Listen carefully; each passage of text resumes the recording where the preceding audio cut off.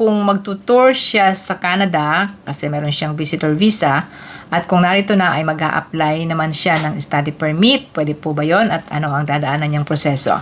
Okay, normally ang pag-a-apply po ng student visa ay from outside Canada, no? Pero pwede rin nandito ka sa loob ng Canada. One method ng pag-a-apply is you follow the method na parang nasa labas ka ng Canada.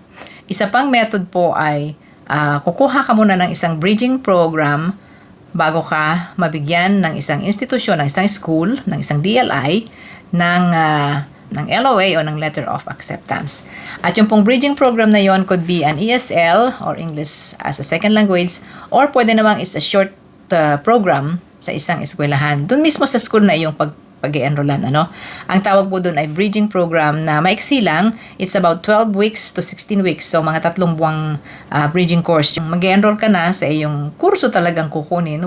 At kukuha ka ulit ng Letter of Acceptance, a Provincial Attestation Letter. Makukuha mo rin yan through your school. And then, syempre, yung mga dokumentong kailangan mo. Kailangan ka rin magpakita ng iyong cost of living funds. Nasa 20,000 na po yon. At pagkatapos, mag-apply ka na online para sa iyong study permit.